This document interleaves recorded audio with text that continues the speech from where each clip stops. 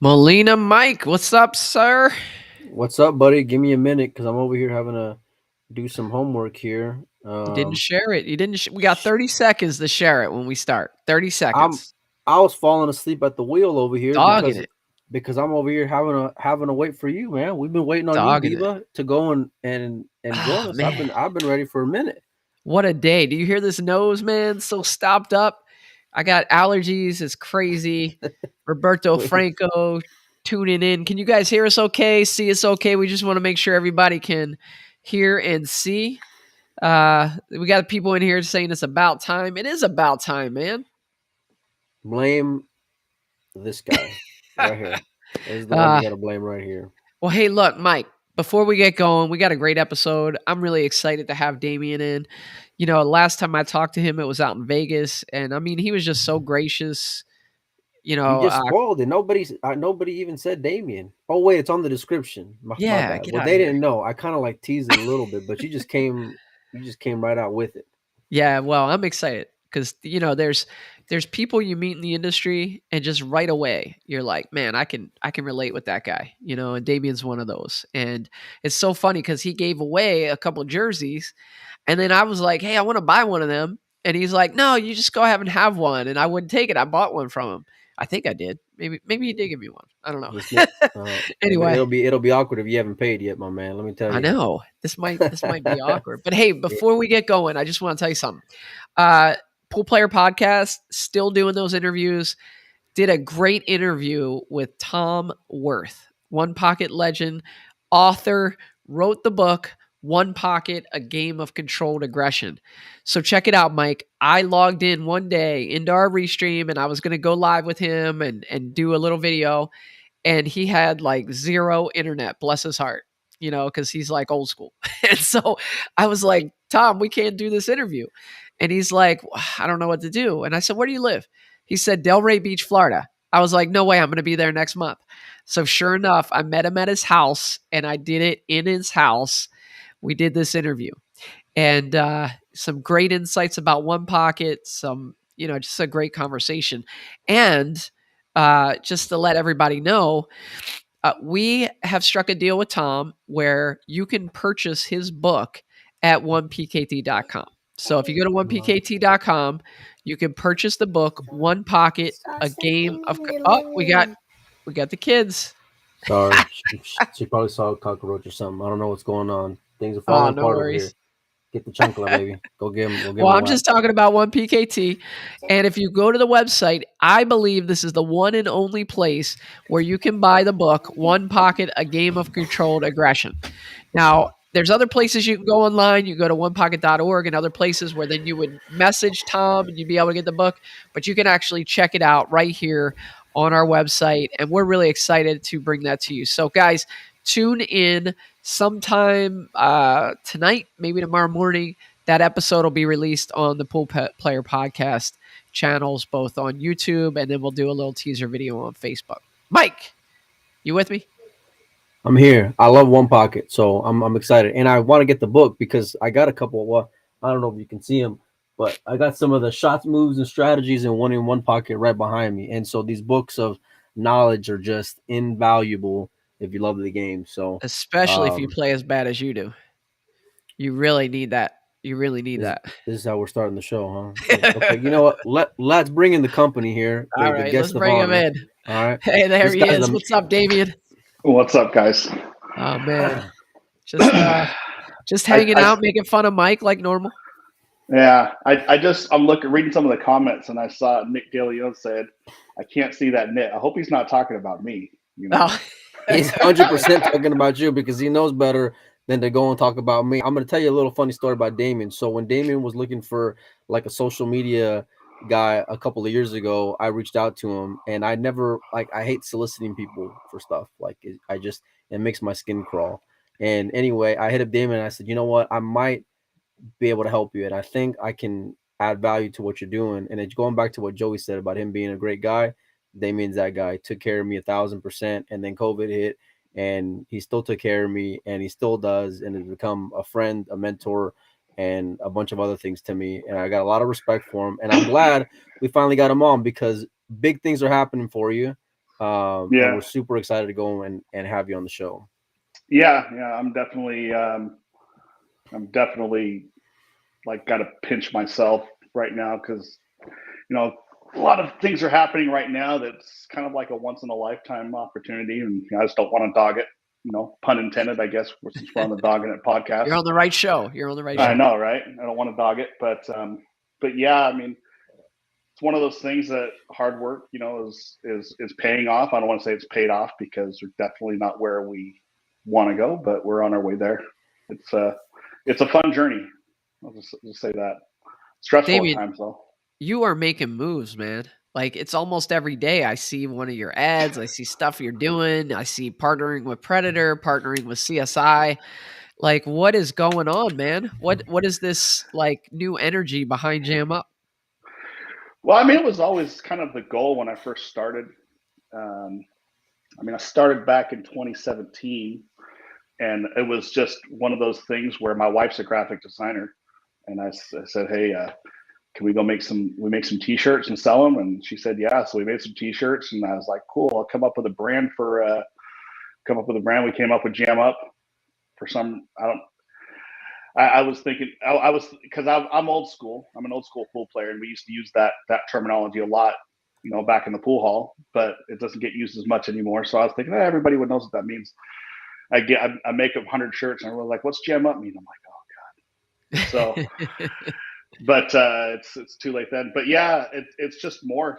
It's grown, and like I've always tried to like be good at everything I do. Whether it's playing pool, whether it's playing guitar, whether it's being a dad, whatever it is, you know what I mean? And when in business, I'm a hard worker, and I've got a lot of work ethic, and I just work nonstop. And just one of those things is just slowly morphed and turned into something bigger and better than kind of what I had ever imagined. It's a tough business, I can tell you that. There's a lot of people that try to get into it. I mean, I think you guys know a little bit about it too, because you guys are in it with a 1 PKT, So, wow. Yeah, it's definitely not easy. But the good thing about what you guys are doing is, number one, the designs are fly. Number two, you guys are sponsoring everybody and their mother, like who you're partnering up with in Predator, from junior players to pro players to going after league players. It's very specific and all over the place and casting a very wide net. But it's like everywhere you look, like Joey said, we're seeing Jam Up, and I think it's a reflection of not just your hard work, Damien, but a credit to you, man, as a person. And if people don't know you, what a solid guy you are. And I'm not just here, kissing your ass because you're here. No. Because there's a lot of people that may have a good product, right? But then nobody wants to do business with them if they're jerks. That's right. Well, that's one of the things it's always been for me. So like I'm a pool player myself. I've been playing for 25 years, and I've been to every kind of tournament there is, whether it's league pool, whether it's in professional tournaments, whatever. And so one of my mantras when I first kicked off, and it's something that we're kind of going back to, but it's made by pool players for pool players, and that was the thought behind it originally. I wanted to be able to make something that you could wear when you're playing pool, but at the same time, wear it to go to the grocery store. And I wanted to just, when talking about connecting with people, like I wanted to make sure that what we did and who we are as a company made sure that we connected with our audience, with the pool players, because I am a pool player myself. It's anybody can go make a product. There's a lot of people doing it, right? Whether it's clothing, whether it's cues, whether it's carbon fiber shafts. I think people tend to buy and do business with people who they like and they trust.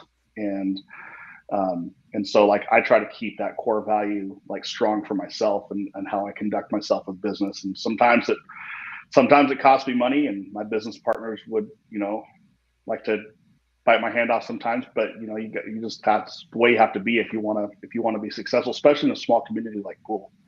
Everybody talks to each other. You have to have some pillars of how you want to be as a person or as a business owner or whatever. And I tell people this like all the time when I said, I don't care if you're buying a $5 piece of chalk, or if you're buying a $3,000 cue from me, I'm gonna pack it, I'm gonna ship it, I'm gonna, get it out efficiently and quickly, and I'm gonna package it the same way I would want my stuff sent to me. And so, and it's like the old saying, right, that never gets old. Treat people how you want to be treated, right, Damien? And if you do, and if you respect them, they're gonna come back and they're gonna go and spend more money with you. Yeah, and like we're not perfect.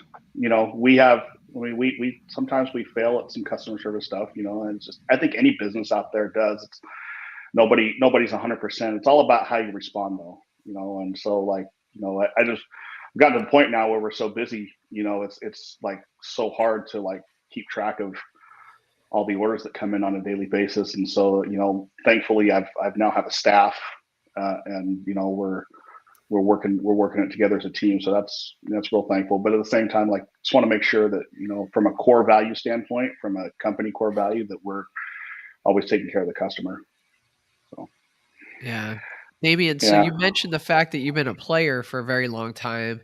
Yeah. It's funny because one time you were in Arizona, you were in Phoenix, and somebody posted on our little Facebook group and say, "Hey, there's a player in from out of town. It's, Damian." And so I was like, "Oh, I'm going to go play this guy." And then I looked you up on your Fargo rate, and I was like, "Yeah, I'm a little tired. I think I'm going to stay." So I mean, you're a heck of a player. Gotta be an Arizona thing, Damien.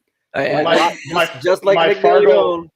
My Fargo rate is dropping like a rock though. The older I get. I don't know. I think at one point I got up to like, I think I was the highest I was at was 728 at one point, and I was playing a really solid pool. And then, life gets in the way. You get busy, kids. I tell you what, people say a job and a wife will kill a pool game, but it's not that, because I was married for a long time and worked the whole time and still played good pool. It's kids. Kids will kill a pool game for sure. Yeah, I agree with that. If I have like my choice on the weekend, I'm going to a kids soccer tournament. One of my kids playing soccer or whatever, which takes up the whole weekend. And people are always like, "You missed this event, you missed that event." I'm like, you know what? When my kids are grown, I'll make those events. But I wanted to ask you because you are an accomplished player. Do you feel like you're missing out on some time on the table? Do you have like that feeling like, man, I just wish I could free up some time and get back on the table and play some? Yeah, I mean, I do. Like, I don't think about playing every day like I used to. Like, my routine was when I was in my 20s. I mean, I woke up, I ate breakfast, I went down to the pool hall, hit balls for 3, 4, 5 hours, went and tried to get into some money games, went and got some dinner, went into a tournament, came back to the pool hall, hit balls. I mean, that was my routine. I did that every day for years. You know what I mean? Now I might go like a month without even like barely putting my cue together, and then a tournament comes up. Meanwhile, he wants to flip the coin. Yeah, I know, right? I never play anymore. I ain't hit a ball in 3 months. Like a rock. It's been so long. I don't even know what my cue is. You know what's sad? You know what's sad is I have a 9-foot diamond in my basement, and it still looks like a brand new table, and I've had it for a year. It just doesn't get a lot of play, but yeah, I mean, I miss competing, and it drives me nuts. I'm losing to people now that I've never lost to in my life just because I'm not sharp and I'm not fresh, and that's frustrating, But it is what it is. I'm trying to do some other things right now in life other than play pool, but I still love it. I'm still gonna go donate my money down in Vegas this year here in a couple weeks. So, are you gonna play in the Predator U.S. Billiard Series event? I'm toss up. If they have someone back out, I'll take one of the spots. That's what I did in Arizona. I wasn't planning on playing that tournament, and like I got there, and Karim from Predator was like, "Hey, we have someone drop out. I need you to play." And I'm like, "Oh, okay." Wasn't planning on it. I draw Nick DeLeon, and he drills me. Really? But, I played terrible, and he played really good, and it was just one of those things there. But he plays great, so yeah, he's playing good lately, and he's having a lot of time to play. He's got this time in his life now where his wife is just saying, "Hey, go play pool," and it's kind of a dream for him. So he's seeing where it takes him. Yeah. He was telling me about all the things he's doing. He's all in. That's awesome. Like he plays great. He plays solid. I really hope to see him, kind of go where he wants to go with it. Everybody, pool's a hard thing, man. Pool's one of those things that it's like, it's so hard to get from that 720, 730 level to that 750. It's such a big jump to go from that speed to the next one there. And in order to do that, you have to do what he's doing. You have to go and play at every event. You have to always be in action. You just have to be like battle tested and in the fire all the time. Otherwise, you're never going to give yourself a chance to get there. Yeah. And he's doing it. So I wish him all the best. Yeah, guys, for you guys tuning in, we got a bunch of people here in the chat. Blake Baker, what's up, Blake? I know you're a Jam Up player. We got Nick DeLeon, Chris Lulick, my buddy from Arizona, Mark White, former Booth brother with us. Guys, thanks for joining. Do us a favor, share this stream. Jam Up's doing some big things, so we're going to hear all about it. So, Damien, tell us about this partnership with CSI. CSI, okay. Well, I think before that, I should probably start with a partnership with Predator, because the partnership with Predator is what opened up the door for CSI. Okay. But I've been talking with Ozzy for a long time, and so Ozzy's a great guy, and he's doing a great job running the CSI. But his relationship he has with Karim from Predator is probably a lot stronger than the relationship that I have with him. And when we partnered up with Predator, it gave us some legitimacy, as far as, a brand in the industry. And we were already selling to, a quarter of the field there before they go to the tournaments, as far as like their team wear and all of that stuff. You go there and you see Jam Up shirts all over the place for, people with their team shirts. And so it was just a good fit for CSI. But with Predator, that deal came about. We started talking with them back in November, and I can't really take all the credit for it. My business partner, Grant Zemp from Canada, he also co-owner of Q Sports Live Pool Stream. But he was talking with Karim and Predator about some other things for a tournament promotion, and somehow Jam Up came into the conversation, and it piqued the interest there of Karim and what we could do together. So that started talking, and we that came together fairly quick. It felt like it took a long time, but it actually came together in a couple months. And so now we are basically the apparel division of Predator. Really? Which is cool. Yeah. So Predator still has their stuffs, like the shirts that say pro level and all that.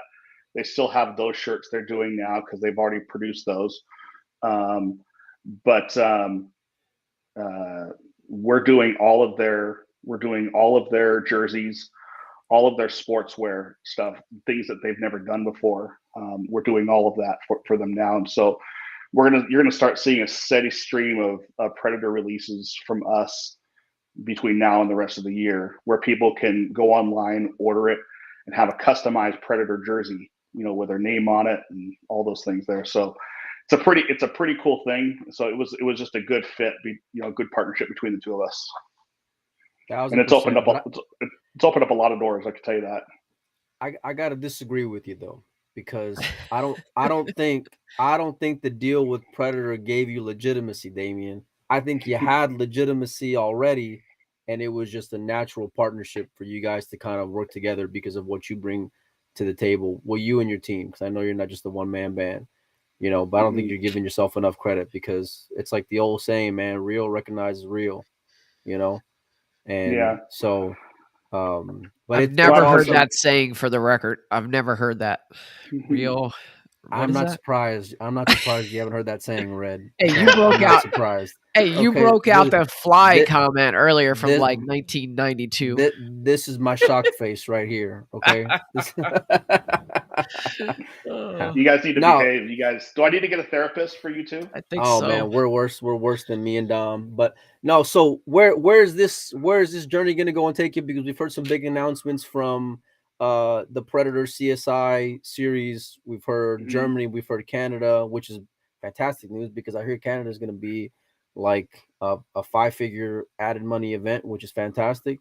Yep. So where is this journey gonna go and take you for the rest of 22, buddy?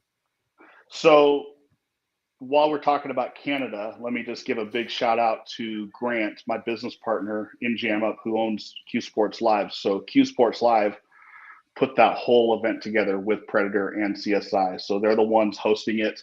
They're the ones putting it together. Grant has secured venues, sponsors, all of those things there. So he's working his tail off right now to make that event happen. So, but as far as where Jam Up's going to be involved, and they still need to update. We kind of came in after the Pro Series had already been announced and started, and so you don't see all of our our logos on all of their material yet, but it will be. So we are the official sponsor for the Predator Pro Series Tour, and that's for the U.S. Pro Series Tour. That's the World Pro Series Tour. We're the official sponsor for jerseys for the World 10 Ball event. So we're producing all of the shirts for that. I'm going to have hundreds of them down there in Vegas. So if you guys are in Vegas, make sure you just come by the booth and buy one. And then, we're going to Germany too. So we're doing the stuff in Germany. We're also going to be going with Predator to the World 8-Ball Championships in Puerto Rico, where we're doing that stuff as well. So it's really cool. Like we've attached ourselves to Predator, and it's kind of like where they're going, we're going. And it's a ride, I can tell you that. my days start really early, and they don't ever stop. It's a good problem, though, buddy. It's a really good thing. Well, that's because you live in Pacific time zone. Yeah. What?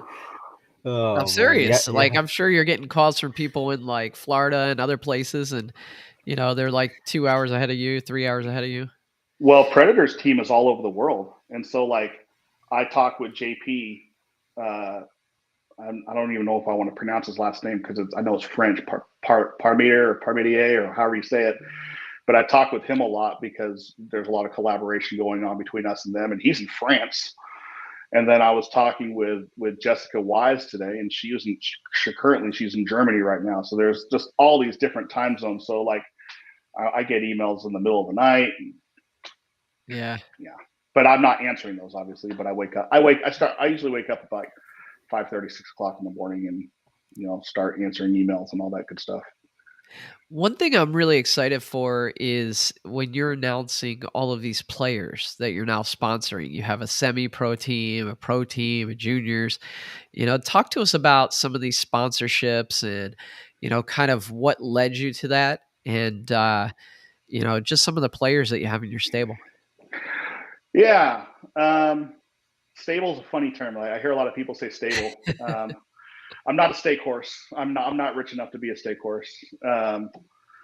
Actually, I need a loan from all the money I just spent just to get ready for going to Vegas here. But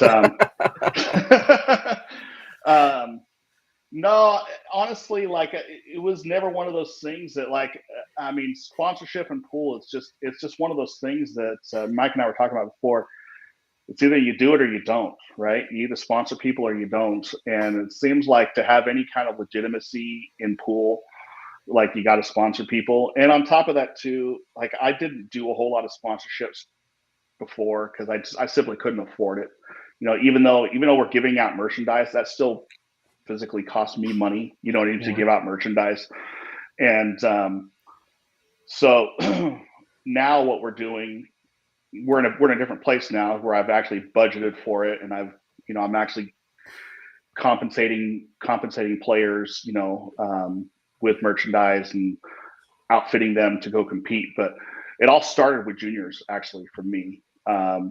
I mean, I had some friends early on that would say sponsor. Like, I'm good friends with Oscar. I've known Oscar since I was a teenager, and he's repped me since we started. Melissa Herndon, I've known her for a long time. She repped me.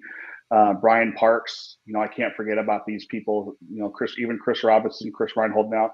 Early on, all helped me kind of get that name off the ground. But after that, I didn't do a whole lot of sponsorships until one day I get a lot of emails about people asking to sponsor them, and I'm sorry, but I can't.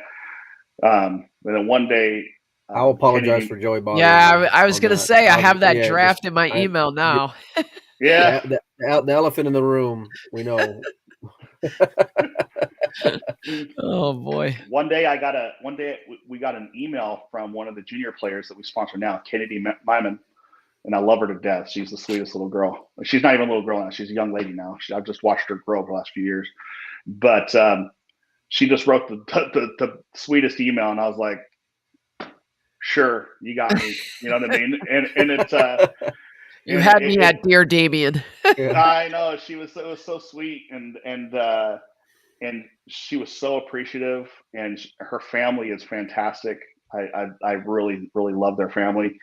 And it's just opened up this door for all these juniors now. They all love our brand and they want to wear our stuff. And it's changed me as a person as far as like dealing with all of these juniors. And so I love giving back to the kids. Because I was one of those kids, and so I currently sponsor like 8 or 9 juniors now. Wow. And I'm not just giving them clothes to wear. Like, I am actually giving them merchandise almost quarterly, you know what I mean, that I've budgeted for them to turn around and sell or raffle off or whatever they want to do, so they can fund themselves to go play in tournaments, and so it's not charity. Like, I'm actually doing it, you know what I mean? Yeah. And then I did the same thing with some semi-pro players, and I use the word semi-pro, but they're really pro players in my book. Like people like Blake Baker, he plays fantastic. And Cody Myers plays fantastic, and nobody plays as good as Dominic Dunn, but best player in Florida, I heard. Best player in the wherever region, southeast region, yeah. But just ask we him. just announced. What's that? I said, just ask him. He'll let you know. Yeah. Over and over. I've gotten to know Dominic pretty good over the last month or two, and I really like him a lot. He's like that unpolished gem, but man, he's got a lot of energy and he does a lot of things great. And he's polishing up that business acumen. He's going to be deadly. He's going to be really deadly. In the industry, as an industry person, he's going to be deadly as soon as he gets a little more polished up. He's already deadly now. But hey, Damien, you mentioned Cody Myers, right? Yeah. Yeah, tell me a little about Cody. I don't know much about him. He just commented in here about Dominic Dunn. Tell me a little about him, because I'm really curious. Like, those, if they're on your semi-pro team, that means they're basically playing pro level, and at any time they could probably beat a pro. So I want to hear about it. Cody plays great. So I met Cody. I met Cody last year when I went up to Michigan when Jam Up sponsored the Battle for the Border with Michigan versus Ohio. Oh yeah, and he was on Team Ohio. And let me just tell you, to be on Team Ohio, you know how many strong players there are in Ohio? It's like gross. It's like people don't realize how strong of a pool state that is, but that's like one of the toughest pool states in the country for sure. Yeah. And he's on a team of 5 people on there. It's pretty strong. And so he probably plays in like that Blake Baker speedish, somewhere in that range right there. But he's got a high gear too. He could probably play a lot better than that on certain times. But one of the reasons why I picked Cody is he's just such a solid guy. He's just when I'm asking somebody to, put on the patch and, rep my brand and be an extension of us. I don't want to put somebody out there who's going to give us a bad look. And Cody definitely does not do that. People love him. He's very highly respected in his community, which is like an important thing for me. That people. I don't care how good you play. I do care how good you play, but like you could play good and be an ass, and I don't really want to have much to do with you. You know what I mean? Totally. And so everyone who I picked to play and represent Jam Up definitely like meets the criteria that I've kind of set up. Yeah, it's almost like you're selecting people where you don't need to have like a code of ethics because you're picking quality people anyway. You know what I mean? Yeah, exactly. Except for Dom. Yeah, you made an exception there, but yeah. we got to get you a little bit more recalibrated, my man, because sometimes things fall through the cracks. Yeah. But I don't think you realize like how important a company like Jam Up is to like the sport though, because as pool becomes more professionalized, whether it's events from Matchroom or Predator and CSI and what they're doing, it's like you got to have a certain look to be an athlete, and you guys are a big part of making pool players more credible in the grand scheme of things, like as far as where pool falls in the landscape of sport. Yeah, it's weird. When I first started playing, everything was like collared shirt polo. You know what I mean? It was very stuffy when I was younger. I used to go to the Reno Open, and that was a collared shirt and slacks type thing. And now you look at the players play; they look like athletes. Or they dress like athletes. They don't all look like athletes, but they dress like athletes. Yeah, the Europeans look like athletes. Yeah. So, but their attire is more athletic, and I'd like to say that I started that trend, but I didn't. Ultimate Team Gear kind of kicked things off with that. But that's where they kind of set the bar, and that's where I said, hey, that's what I want to do. I want to have something where you'll see our people wearing this stuff on TV one day, and I really believe that one day you'll see us on the big stage there. I mean, we're getting there now, but I think you already are, buddy. Yeah. So I don't know if I can afford Matchroom sponsorship, but that's a whole. Anyways, I probably shouldn't say that. I shouldn't say that. Anyways, yeah, we can edit that out of a live video. Don't worry. Not live or anything. Don't let Emily Fraser see this, please. Don't worry. She watches. She's a big fan. It's just us. Right, we're here in the trust tree here. Yeah. As far as sponsored players go, though, I do want to just the three pros that I have, I want to just give them a shout out. So April Larson, she's been with me forever. And, when she first came on with me, we were still small and growing, and she's grown with us. And she wasn't playing a lot of pool at the time, but now she's playing a lot, you know what I mean? Because COVID's done and girl's killing it. She's snapping off everything she's playing in, She just won didn't she win the ladies event at the Scotty Townsend? Yeah. And then took second down there in Texas at what was that tournament down there where Mary Rakin beat her?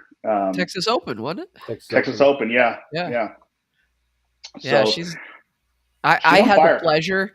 I played against her team a few years ago at BCA, and I knew who she was. She didn't know me, but I had the pleasure of competing against her, and we just, during the match, I pulled her aside. We talked for a while, and just, sharing those 20 minutes of talking and chatting about pool, I was like, wow, she's just a cool person, really down to earth and solid player.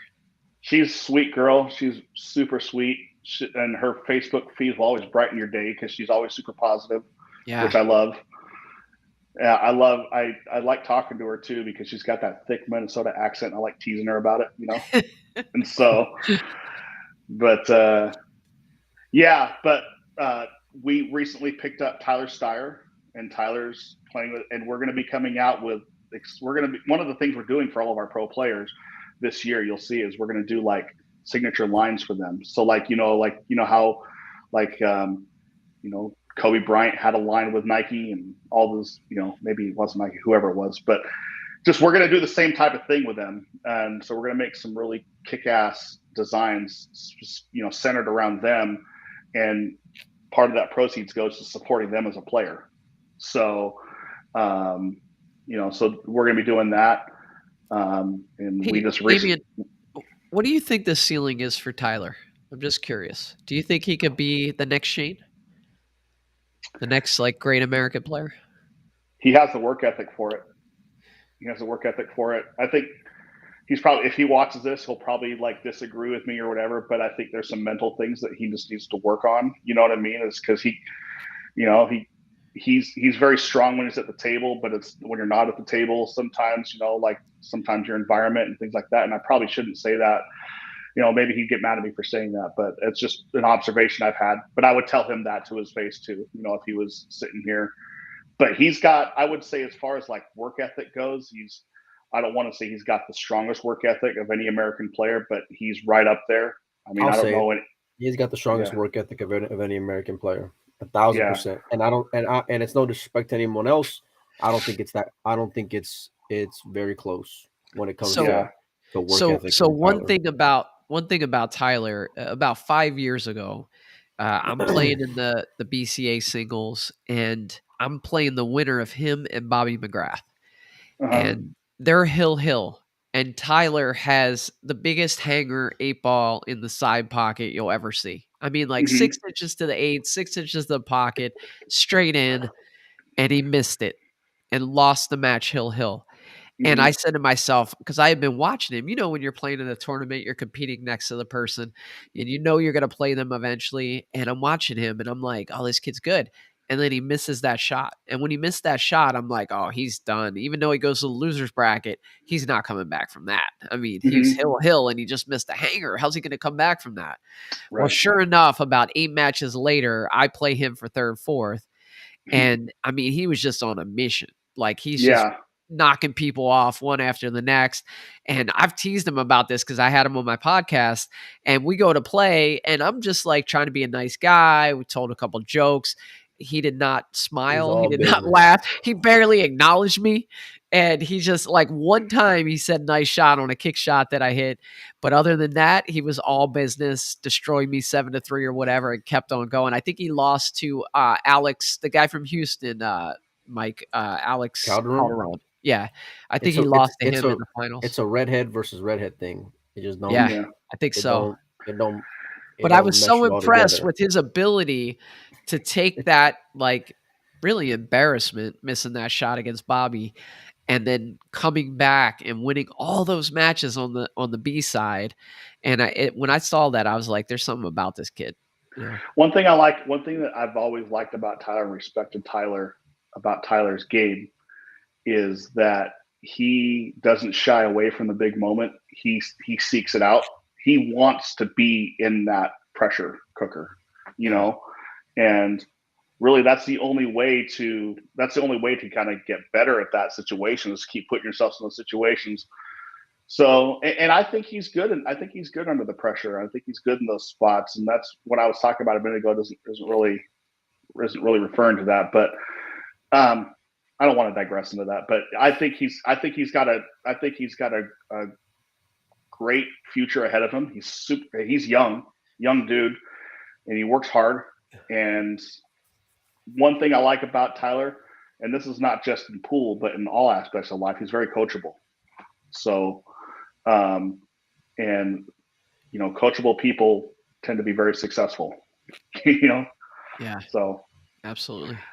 Yeah. You heard about Fedor, right? We signed Fedor. Yes.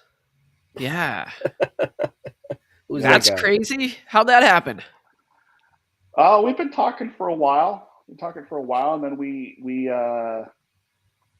just right after the Derby City Classic, I just said, I want this guy wearing jam up.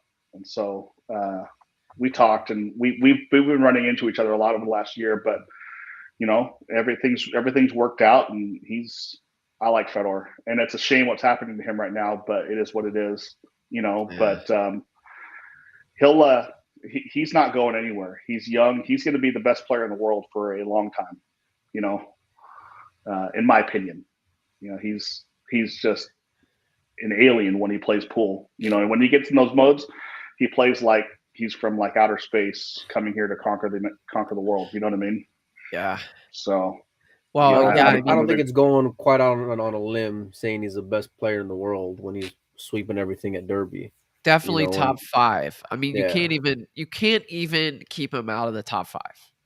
Yet but it's somehow, tough. It's tough because if you're not going to be able to play or going to be limited in your ability to go and play against the best players in the world, then it's, you can only keep that knife sharpened, but so much, in the lab, you know, mm-hmm. and but he's a monster and he's young, and hopefully all these things go and pass, because as fans of the sport, I know I love watching him play.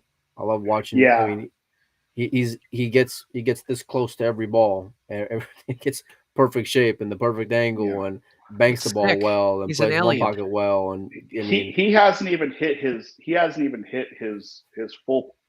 He's not even he's not even close to hitting his ceiling yet, as far as like where he's going to go with his potential. And that's scary because he's already there right now. And like you said, easy top 5, maybe top 3. And he's what, 21 years old, 22. Yeah. I mean, 22, I it's think. Yeah. it's scary. It's really scary to see how. I mean, he has not hit a ceiling yet. He's never come close to it. I mean, think about where he's going to be when he's 30 with his game. You know what I mean? Yeah. When I had him on the Pool Player podcast, I had him on there and we were talking about his training regimen. And I was saying, the way you're talking about this, Fedor, it's like you write stuff down and keep track. And he's like, how else am I supposed to keep track of it?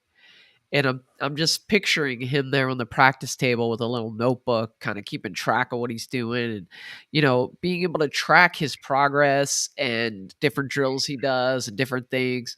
You talked about Tyler's work ethic. I mean, this guy's got a serious work ethic Oh yeah, and incredible but talent to go along with it.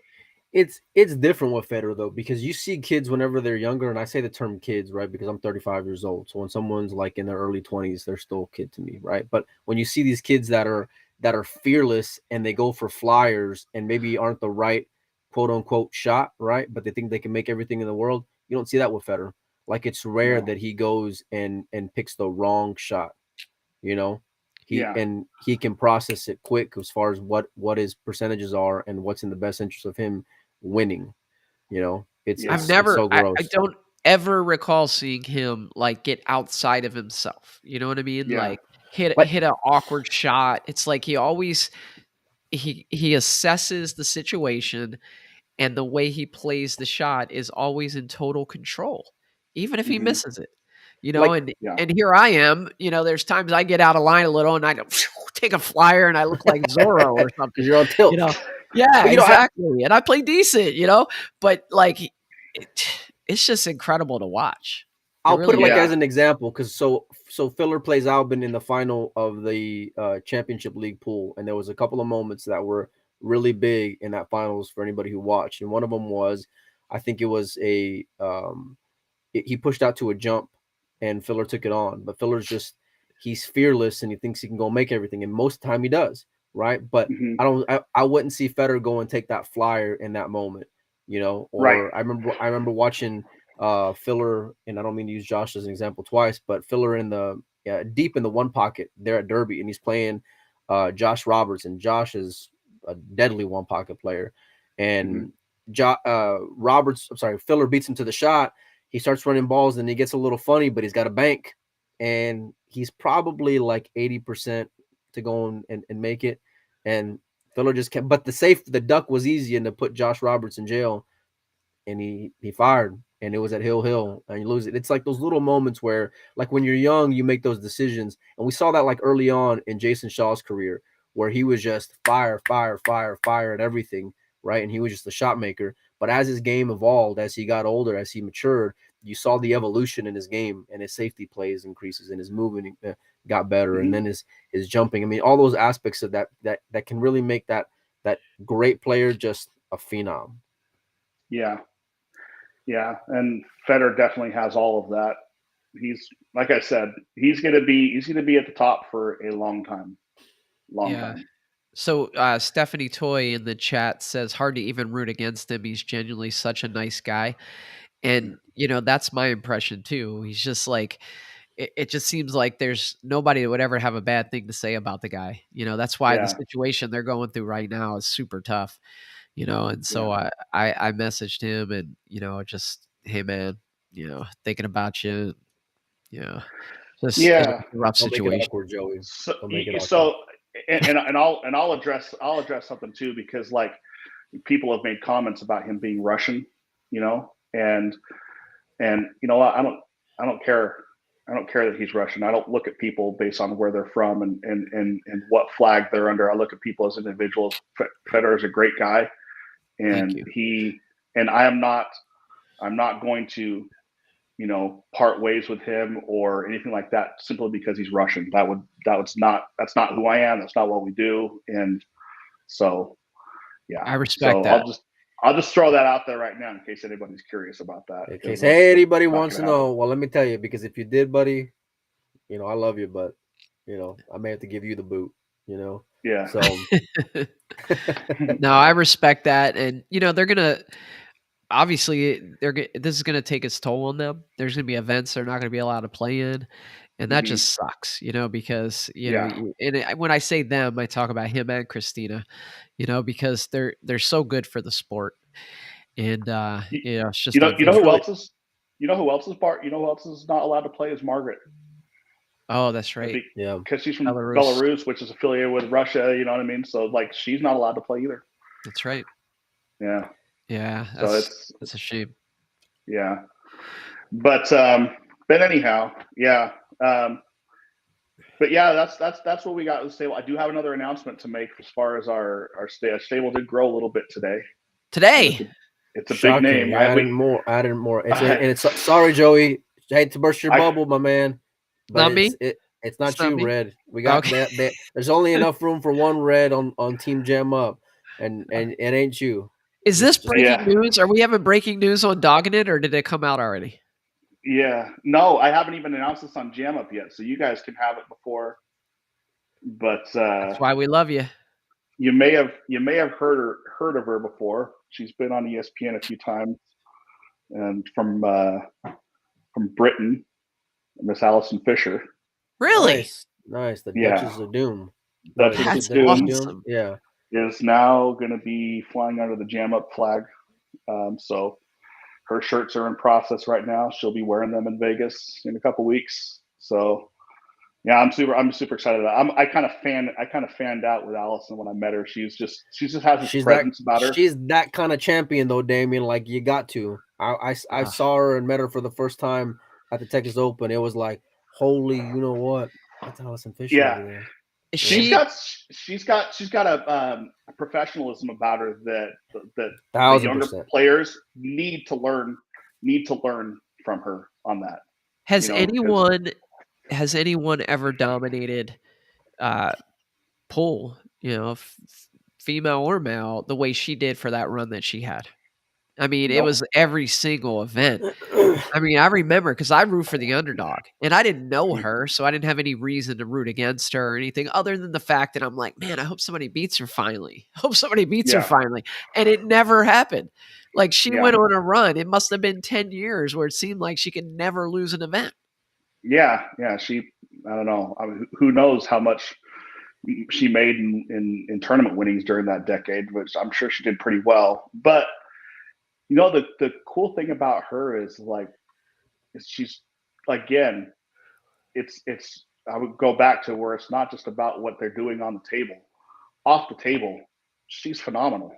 I don't know if you ever spent any time talking with her or not, but she's phenomenal. And I went to an event here in Seattle where we sponsored the Northwest Cup not too long ago, which was like a Moscone Cup type thing. And they flew her in there to be the guest commentator. And, nice. And I got to meet her, and she had her table set up there with her pictures, and she would take pictures with people and engage with people.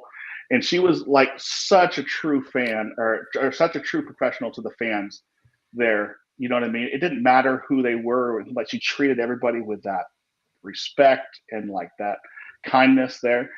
And it's just like, wow, that's what will definitely make the sport grow from an optics standpoint. Yeah. If more people would be engaging like that. I think that's one thing that's missing from pool is the professionals. They play great, but they don't really. I don't see them engaging a lot with the fans and with the amateurs. I think that's one thing that needs to happen more. And Allison definitely does that. That's a huge missed opportunity, Damien, because if you think about it, if I go to a golf tournament, I can't get that close to Phil Mickelson, right? But if you go to the Texas Open or if you go to, Vegas for the CSI events, you're going to be right there, like walking, using the bathroom next to one. Well, that's kind of odd, but you're going to be right there next to these folks Joey, can I take where the you next can mingle all with over. them. Sorry, Can I Mike. keep Joey out of here? But you can just mingle with them, and I think you're right, Damien. I think that there's certain people out there. Like one thing I noticed is Jason Shaw last year in Vegas. Jason was like, he'd talk to anybody, just super chill, super cool, was able to, just talk with the casual fan who walked up. I think we need more of that. And I agree. I've said this. I went when I was in Tucson.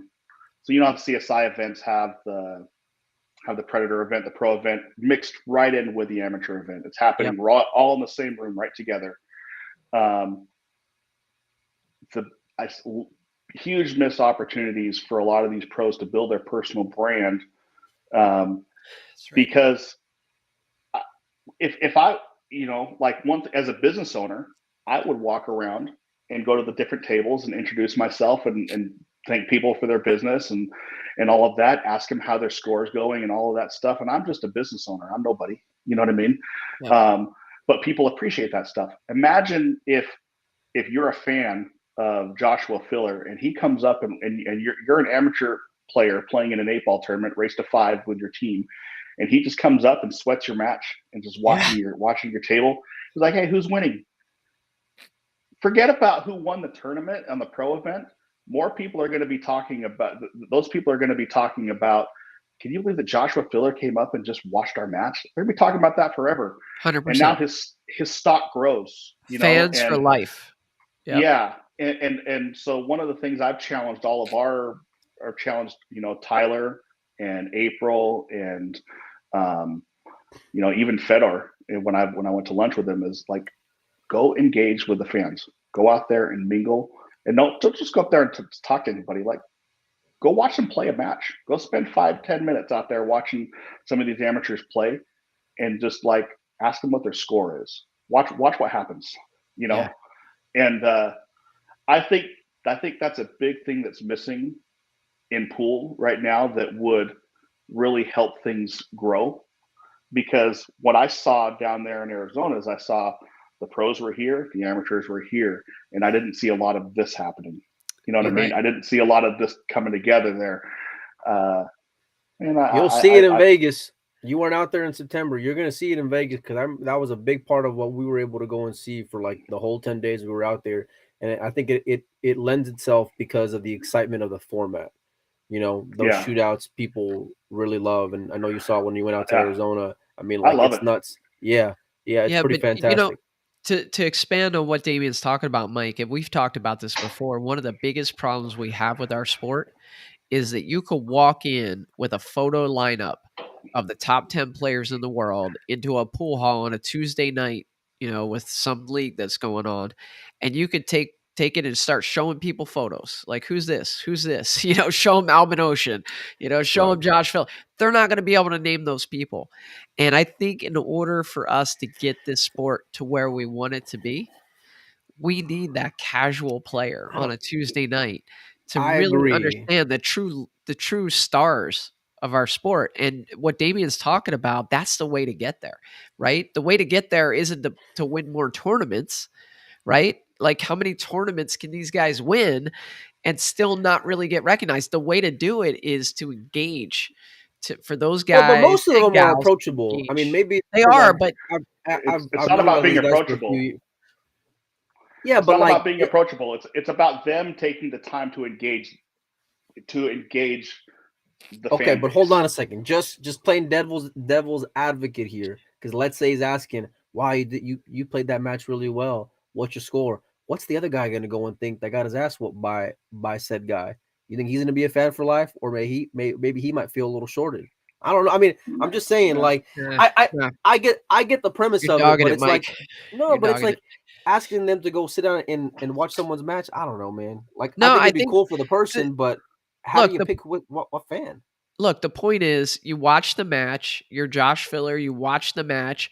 Afterwards, you congratulate the guy who won. Hey, that was a good shot you hit on that 7. The guy who lost, maybe you say, hey, did you see that shot you hit on a 6? Maybe you should have done it this way or something. Just a Yep. little pointer or something. That would go miles towards, really growing the sport, I believe.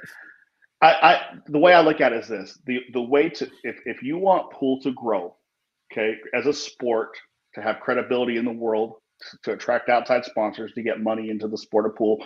We've been talking about it forever, right? You have to make pool appealing to people who don't play pool. Well, how do you make pool appealing to people who don't play pool if you can't even appeal to the people who play pool?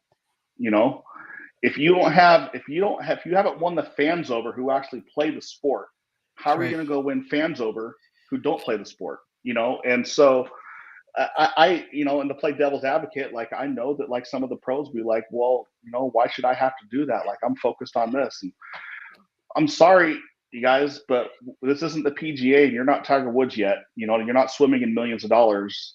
This is this is the road to get there. And it's just my opinion. My opinion is not worth much, The but that's just my No, my my opinion. I agree with the premise of it. I think that this is the one thing that I really love about what CSI is doing is that it's starting to lay an atmosphere to allow the fans and the pros to go and interact, for you to become fans of the pros because you're there. Yeah. You're around the players the entire time, and when you're taking a break from your match, you can go out there and sweat. Shane on his whatever match, and anytime he goes and plays, you're gonna see it packed, or uh Fedor, Filler, Jason, whatever. You can go and sweat it because it's right there. That's the one thing that I really love about the Vegas Hmm. event is that, I Oh mean, you yeah. got pros and amateurs just like this the entire time. Yeah, Hmm. but watching robots play pool is watching robots play pool. We need to see the human side of it, right? The pros Yeah. interacting with the fans is what Damien's saying. I 100% agree. I think that's where if there's any improvement in the next several years and we kind of take this thing to the next level, it's going to be the pros finding a way to reach out to those common pool players, the regular people, and turn them into fans. Okay, turn them into fans. Just because they watch 2 pros play doesn't make them a fan of that player, right? They can turn them into fans by a simple gesture. Like, hey, thanks for watching my match. What? Yeah. How is that going to feel to an APA 5 who's sitting there watching Jason Shaw play Josh Filler, and afterwards, Jason Shaw says to him, "Hey, man, I saw you were sweating the whole thing. Thanks for watching my match." That guy's not going to Yeah. miss another one of Jason Shaw's matches for the rest of the tournament, Yeah. guaranteed. Rest of his So, Yeah. life. 100%. yeah, 100%. But we could probably stay on this topic for a long time, but I think we're in agreement there. I'd like to see that. I'd like to see that happen more. But again, it's got to start with somebody. And so, I try to encourage the players who wear the kind of point to the wrong one, who wear the JU patch right there and the Predator Okay, patch. so To I would challenge both of you guys then. So because we're all going to be in Vegas for 10 days. In those 10 days, the three of us, we find time, right? And we're going to go and do what you're asking of your players. Put your money where your mouth is, lead by example, and let's go do the same thing. I mean, we're not Joshua Filler or anything, but if you're an important part of the industry, let's go do it. let's go do it. I'm totally down. I am not shy about walking up and I'm introducing gonna myself to get. people. We're gonna get my phone. We're gonna go and I like record it. it. We're gonna Vlog it. put them on the spot. Yeah, we're gonna vlog it. We're gonna go and get the fans' reactions, get the players' reaction, get Damien's reaction, and we're gonna go and show. And we're gonna get their honest opinion on what it makes them go and feel like. I'm excited for it. Let's do it. Yeah. And just today, was it, Mike, that you posted this idea about us going over to the Salado table and having a Salado versus Damien Doggin started matchup. barking. And then Damien starts whoop, whoop, whoop, Barking. talking about Barking. getting Had nothing- April to play He with was him. putting No, his- you he can't was get one of your stepping on my pros. Kool-Aid, man. We're gonna rob Team Salado, and Damien's over there trying to get a piece of my action, man. Yeah, and bring in a pro. Bring in a pro. Yeah. First Do you of know all, how yeah, bad exactly. Molina plays? Joey Ryan and Molina Mike is not the equivalent of Damien and April Larson. That is not the same thing. Those are not one and the same. Those are not equal, buddy. Yeah. I wasn't trying to challenge you guys. I was just throwing it out there. Oh no! Like, hey, Wait a minute. This could be Don't fun. say Talking all kinds of trash. You weren't trying to challenge us. Hold on a second. You specifically said Team Jam Up will go and face them anytime you like. That's the definition of You want a challenge. something like that. Pretty much. Yeah. Trying to call me out on my own post on Tony's chiming in. I mean, people are there with their Was that Johan? With their popcorn gifts and it was like digital pools chiming in. Yeah. Hey, I just think it would be cool to have, and I floated this idea out there to Jack Murray. I floated an idea out there to have whoever in industry. Yes. Scotch doubles tournament. After hours. Yeah. Let's do it. Yeah. Flip the coin. Let's do it. And you know what? Joey says he's in if he's got a good partner. It was my post. That's what he commented on my post. He said he's in if he's got a good partner. Maybe Travis could come play. I don't know. Anyway, that's a great idea. And you know what? We should do like an entry fee, for each of the vendors or whoever's there that wants to do it, right? And maybe the end result, we donate some money to like Oscar's junior tournament that he puts on or something like that. Yeah. We all love Oscar. We can do that. We'll do it for a cause. Yeah. I just want to do it. It's got to be owners, Damien, owners. Okay. I want to not your pro player you got on your team. That's not, no. Fine. I'll take Grant. We're right. Grant. Yeah, Grant. We'll play some bar table. Grant wait, what's his Fargo? Yeah, hold on. Wait a minute. Let me look him up real quick. He's a 6-something. How that's too good. On what range of the 6? On the top side of 6 or the low side of 6? Below 650, I know that. Oh, okay, no, he ain't allowed to go and play neither. He says 6'10". Grant says 6'10". Yeah. Molina Mike's like a 4'12". Yeah, on my good day. So we're gonna need a lot of weight from team Jam Up. Hey, okay? Molina Mike only plays one pocket. He can only make balls in one hole. That's it. Listen, it's 3 and safe. That's my move. Make 3 and duck. 3 and lock them up. I like one. Have you ever played one pocket on a bar table? No. That's brutal. Hey, no, this is no lie. Do you ever hear of an old player that people used to go and try to beat out of money, Surfer Rod? You ever heard that name, Surfer Rod? I have. I've heard that name. Okay. I staked Mark Haddad. You know who Mark Haddad is? Yeah. I used to live in Denver. Yeah, I staked Mark Haddad against Surfer Rod for $800 a game bar table one pocket with the big cue ball. Oh my! God! It was the most unbelievable thing I've ever seen. Jeez. We won like 15,000 though, so it's okay, But Mark Haddad can play. Yeah, he was a player. Yeah, he can play.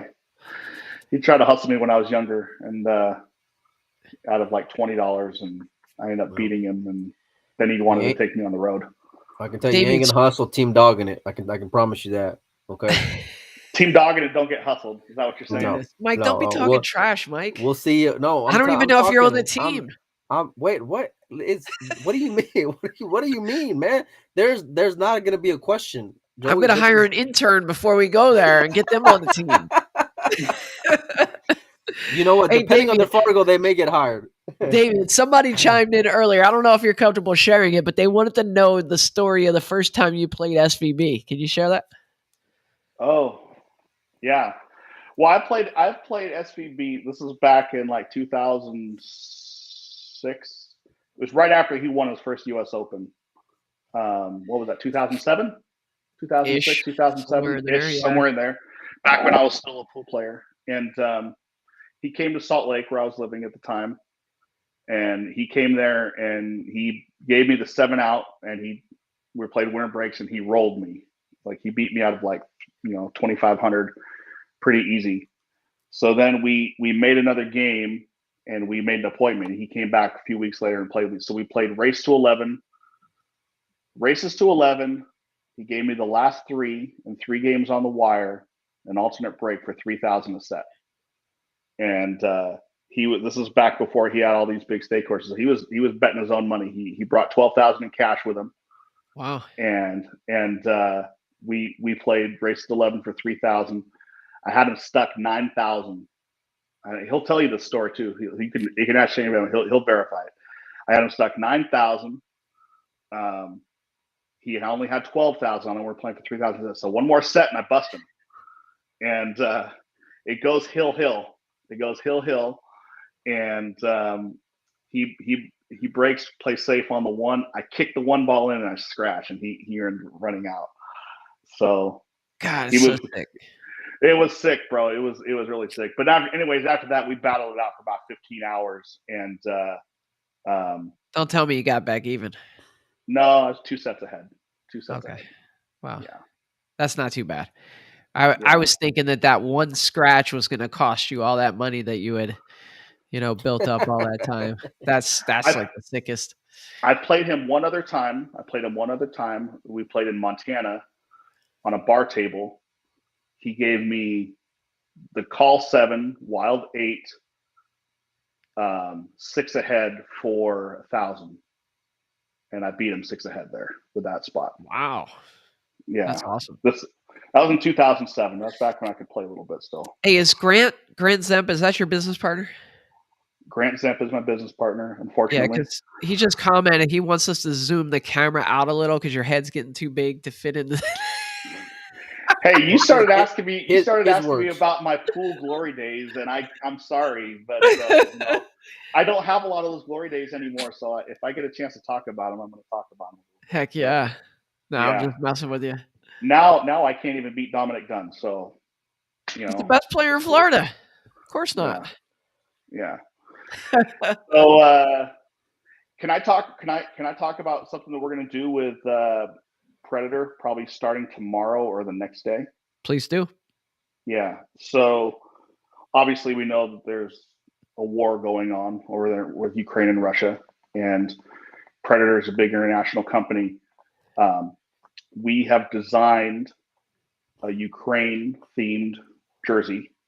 Wow. that in support of Ukraine, and just more not anything towards Russia, but this is about promoting peace, right? Yeah. And we're gonna be releasing that on the site there for a sale, and then with every sale, not the profits, but every dollar that comes in off that sale. So if you sell it for $75, all $75 is going to get donated towards displaced families there in Ukraine. What? So it's going to be a good cause, yeah. So we're going to be releasing that here in the next day or so. So for people watching, awesome. If you want to do something to support a good cause and get a cool product out of it, we're going to be. And doing I've seen it, and it's fly. Even though Joey hates that word, the shirt is dope. So you guys are really going to go and like it. It's stylish. Yeah. I sent it to him. It looks good, but it's just one of those things that this is more Predator driven than me. They're a lot richer than I am, but we're gonna be doing that, and I think we'll be putting that out there probably either tomorrow or Thursday, or tomorrow. What's tomorrow? Tomorrow, Wednesday. Yes. Tomorrow, Thursday. Yeah, so. And people can find that at jamupapparel.com. Correct. Yeah. And so like, we don't have these produced yet. So we're doing it's going to be a pre-sale on them, and it's going to take a few weeks to get them, but just know that money is going towards a great cause, and you're going to get a really cool looking Jam Up Predator shirt. Cool. So, and fantastic. I meant to do this earlier, but I'm going to turn on a screenshot here I have on your website and just kind of show people the types of styles and designs that you have up there. I always love just going here and looking at the different things that you guys have. Always some cool looks. Yeah. I've got a lot more stuff coming out here pretty soon We like this whole page is going to look different here, but here's one thing that's cool. Like if you go up to click on any of the jerseys there. Okay. So click on that one. Click on that one, and like go to personalize, and like you can type in your name, and it will show it in real time what that looks like. So type in Joey. Yeah, see. And so like you can do that there, and that's one of the things we're working on getting a technology that we're put in place now where you can actually upload your own logos on there as well. What did you type in there? Yeah, I can't read it; it's too small. Yeah, let's make it bigger for you. It just says so you can see it. Joey the donkey is what it says. Hold on. Oh, I lost it. I went too big. I lost it. There we go. What's it say? Joey is the man. Joey is the man. Yeah, we're working on some technology right now that where you can upload your logos and put your logos on there too. And so we're always trying to improve things. So. I know the two guys that won the jerseys. I was a little late getting it out to them last year when we were out in Vegas and you gave the jersey. Yeah, I dogged it really bad. But two of the guys, one of the guys, he really liked it. It's Kyle Butte, Mr. Pickle. And he really liked his jersey.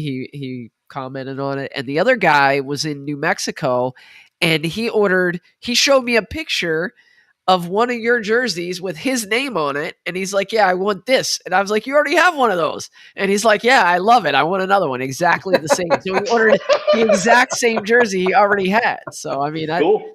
Yeah, it says that right on. he really likes your stuff. So yeah, that's cool. That's cool. Yeah, we got a whole bunch of, like I said, I've got so much stuff down the pipe. It's like so much work to do and not enough hours in to do it. But part of it too is like my wife's the graphic designer and she's the one who's designing everything. And so like getting enough hours for her, because like we're getting ready for Vegas right now. And like, I've got 1,500 shirts in production right now that I have to get out the door by next week, Wow. Yeah. So there's a lot of custom stuff that comes in and all of that. So it's just,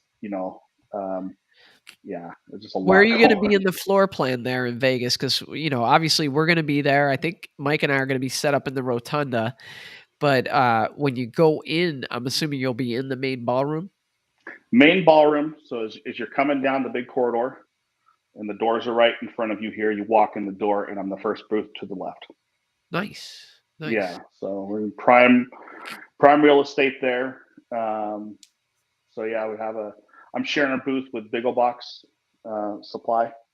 Yep. And so we're splitting a booth there. Then I'll be at Super Billiards Expo. We're going to be right next to Predator up there at Super Billiards Expo. Excited about that one. Never been out there to that tournament yet. So it's a great event.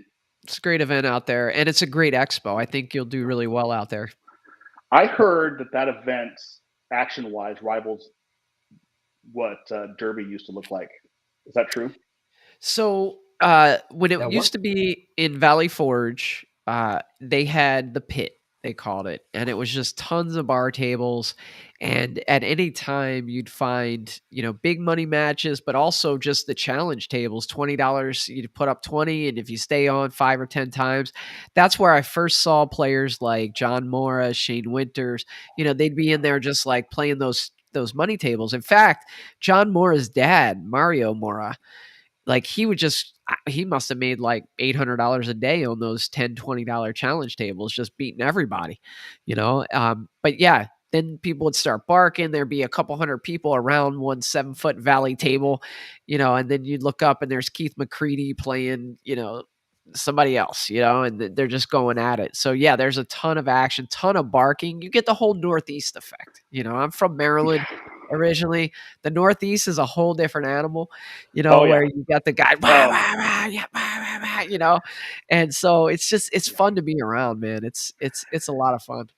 Hey, so, like I always tell people about, like the first time I played pool in New England, like you go somewhere else in the country, you go to like Arizona, and people are very friendly. They're like, hey, where are you from? Not when I went to Maine, I was up there and some guy's like, hey, you ain't from here. Where the F you from? You know what I mean? And that was my greeting there from New England. From Mike to Shane. Yeah, from Mike to Shane. Exactly. Oh, there's just a different feeling, different edge, and but yeah, you're gonna have fun there. That event, I'm telling you, people ask me, well, you should interview Mike Siegel for the podcast, and I'm like, I don't think I can ever interview Mike Siegel. He was a great player, but the one time I ever talked to Mike Siegel, he was selling cues at Valley Forge at the expo. And I said to my dad, I was like, Dad, that's Mike Siegel. I'm a huge fan. And he's like, go up and talk to him. So I'm like, yeah, okay. So I go up to the booth and I say, Mr. Siegel, yeah, I'm a big fan of yours. And he looks at me and he says, kid, you going to buy a cue or what? And I was like, no. And he just walked away. And I was like, so Joey, the same exact thing happened to me with Mike Siegel in Vegas. You're kidding. Literally the same exact thing. I was like 21, 22 years old. Never seen Mike Siegel before. He was on his cue. I go up to him. I was like, "Hi, Mr. Siegel. I'm a big fan of you. I grew up watching you play." He's like, "You want to buy a cue?" I'm like, I can't afford one of your cues. Okay, have a good day. Bye. You know, and just kicked me out of his booth. You know what I mean? I'm glad I'm not the only one. Let's just say he wouldn't be on Team Jam Up. That's right. That's right. He'll be on Team Doggin. Yeah. No, I'm just joking. Well, he was a heck of a player. Heck of a player. Can't take that. Yeah, no, he was. I'll tell you what. Watching him growing up, watching him play, like he just won. There's nothing pretty about it. He just won. He just got there. That's right. Yeah. So. Well, Damien, we've been on for an hour and 16 minutes. We love when you stop by. We really appreciate it. Is there any other things that you want to talk about with Jam Up? Any other things you got going on? Not at the moment. We talked about Predator. We talked about the players. We talked about what we're doing. No, I can't. Allison Fisher broke it. Allison Fisher, yeah. Yeah, broken here. By the way, I meant to say when we were talking about her, you asked if to Mike and I, if we ever talked to her, and I haven't. But listening to her commentate the Matchroom stuff last year, I kind of felt like I had. She's just got that such sweet, pleasant voice, so knowledgeable about pool. I really enjoyed her in the booth. Yeah, let's get her on Pool Player Podcast, buddy. Yeah, can you hook that up, Damien? She's gonna be Well, I'm less than 12 hours in with her in business. Put that in her contract. Okay, you will do. I'll put that in her contract. But we're all going to be in Vegas. She's going to be there. We'll all go to lunch or something like that. Yeah, for sure. I'll buy you guys lunch. We'll go to Taco Bell. I like it. I like your style. That's right up Mike's alley. No, we'll go buy a $25 bowl of pho at the Rio. That's what we'll do. Let's do it. Let's go.